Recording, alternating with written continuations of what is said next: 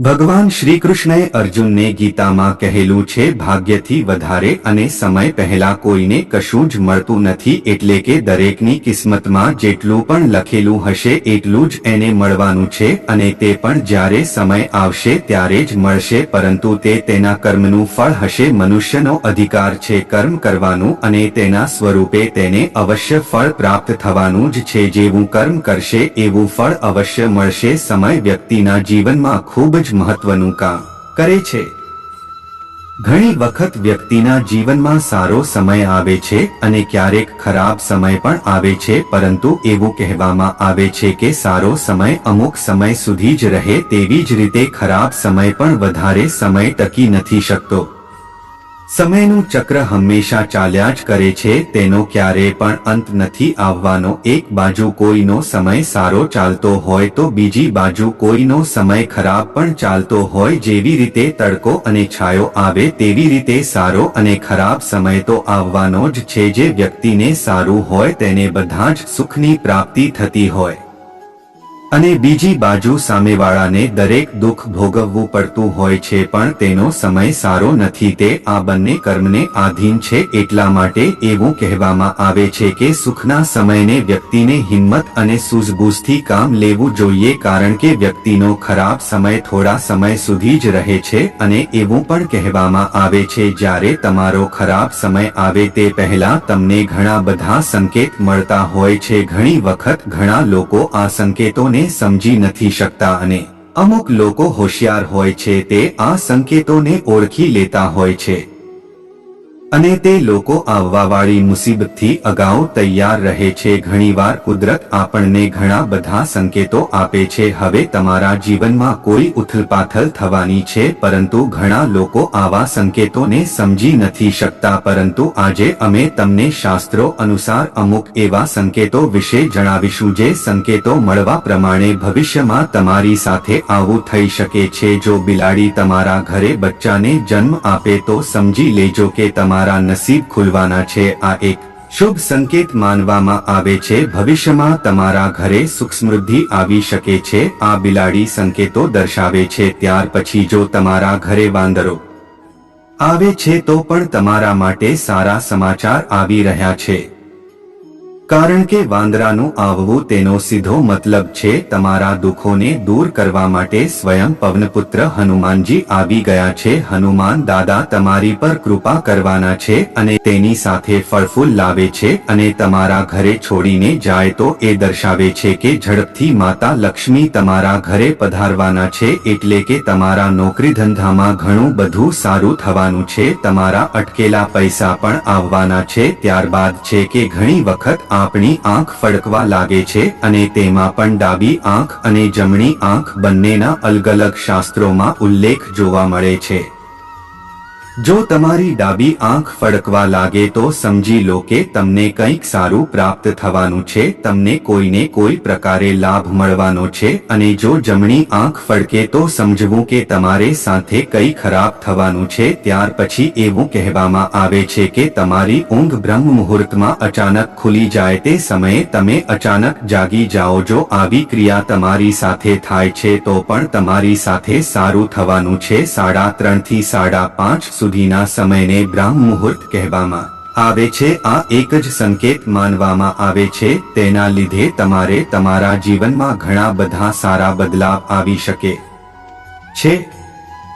ભગવાન તમારી ભક્તિથી પ્રસન્ન થયા હોય તે આ એક સંકેતો દર્શાવે છે. અને હવે તમારા ખરાબ દિવસો પૂર્ણ થવાના છે. બ્રહ્મ મુહૂર્તની અંદર જાગવાથી તમારી અંદર ચમત્કારી શક્તિઓ આવવા લાગશે, જેના કારણે તમે તમારા કામમાં દિવસે અને દિવસે પ્રગતિ કરતા રહેશો. ત્યાર પછી છે કે કોઈ પણ પૂજા કરતા સમય જો મૂર્તિ ઉપરથી ફૂલ નીચે પડે તો આ પણ ભગવાનનો એક સંકેત માનવામાં આવે છે. ભગવાન તમારી પૂજા સ્વીકાર લીધી છે અને તમને હવે સફળતા ચોક્કસ મળશે. આ એ સંકેતો દર્શાવે છે. ત્યાર પછી કે કોઈ વડીલને હાથથી ધન મળવું. જો તમે કોઈ પણ વડીલથી ધનની પ્રાપ્તિ કરો છો એ પણ કોઈ કારણ વગર, જેમ કે તમે બહાર જઈ રહ્યા હોય અને તમે તમારા ઘરના વડીલને પગે લાગો છો, પગે લાગતા સમયે તમને તે રૂપિયા આપે છે, તો સમજી લો આ પણ એક શુભ સંકેત છે. તમારું કાર્ય નિસંકોચ પૂર્ણ થવાનું છે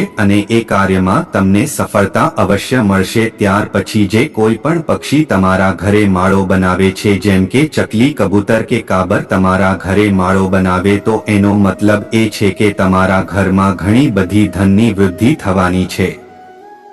અને કોઈ પણ પક્ષીનો માળો જો તમે તોડી નાખો છો તો નિસંકોચ તમારી સાથે ખરાબ થવાનું છે. તમને જે અવસર મળવાના હતા તે છીનવાઈ જશે. એટલા માટે ક્યારે પણ કોઈ પક્ષીનો માળો ન તોડવા જોઈએ, કારણ કે એમનું ઘર છે. ત્યાર પછી તમે જો કોઈ પણ કાર્ય માટે બહાર જવાના હોય, યાત્રા માટે ભગવાનના મંદિરે જવાના હોય, તમારા ધંધાના કોઈ કામે જવાના હોય, નોકરીના કામે જતા હોય, તે જ સમય ઘરની બહાર નીકળીને તમને એવું યાદ આવે કે તમે કોઈ વસ્તુ ભૂલી ગયા છો અને તમે ખરેખર કોઈ વસ્તુ ભૂલી ગયા હોય અને ઘરે પરત લેવા ફરો છો, તો આ પણ એક સંકેત છે કે તમારી સાથે કોઈ ખરાબ ઘટના બનવાની છે. એટલા માટે જ ભગવાને તમને આ સંકેત આપે છે તમારા ઘરે પરત ફરવાનો. તમે જો પરત ફરો છો અને તે વસ્તુને લઈ ફરી જાઓ છો, ત્યાં સુધીમાં તમારી સાથે જે ઘટના બનવાની હતી તે ટળી જાય છે. ત્યાર પછી એક વાત એ પણ છે કે પૂજા હવનમાં, યજ્ઞમાં કે કોઈ પણ ધાર્મિક કામ કરતા સમય કે કોઈ પણ ધાર્મિક વાત સાંભળતા સમય, આવા ધાર્મિક કાર્યોમાં જો તમારી આંખોમાંથી આંસુ વહેવા લાગે, અચાનક તમારી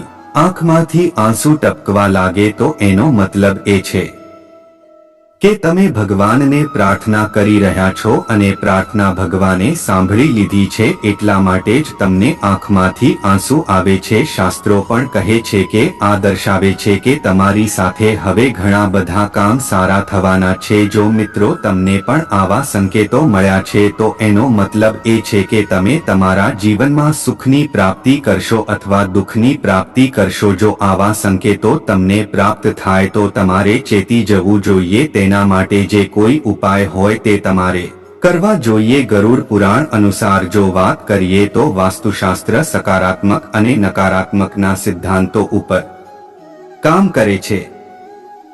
જો ઘરમાં કોઈ વસ્તુ ખોટી જગ્યાએ રાખી હોય તો તેનાથી પણ નકારાત્મક ઉર્જા વધે છે. નકારાત્મક ઉર્જા હોય ત્યાં રહેવાવાળા લોકોને માનસિક તણાવનો સામનો કરવો પડે છે અને સાથે કાર્યમાં શુભ ફળ પણ પ્રાપ્ત નથી થતું. એટલા માટે વાસ્તુશાસ્ત્ર મુજબ પણ તમારે તમારા ઘરની સજાવટ કરવી જોઈએ. ઘરમાં તમારે તુલસીનો છોડ અવશ્ય રાખવો જોઈએ. એ છોડને રોજ જળ અર્પણ કરવું જ જોઈએ. સાંજે દીવો અને સવારે પણ દીવો પ્રગટાવવો જોઈએ. આમ તો જોવા જઈએ, ઘરનું મુખ્ય દ્વાર ઉત્તર દિશામાં હોય તો સર્વશ્રેષ્ઠ માનવામાં આવે છે, પરંતુ એવું ના હોય તો મુખ્ય દ્વાર ઉપર સાથીઓ ગણેશ ભગવાન, આ સિવાય તિજોરી ઉપર માતા લક્ષ્મી કમળમાં બેઠેલા હોય તેવા ચિત્રની તસવીર અવશ્ય લગાવવી જોઈએ. તેમજ દક્ષિણ દિવાલની બાજુમાં અરીસો ન લગાવવો જોઈએ. વાસ્તુશાસ્ત્ર અનુસાર પૂર્વ અથવા ઉત્તરની દિવાલમાં લગાવવો શ્રેષ્ઠ માનવામાં આવે છે.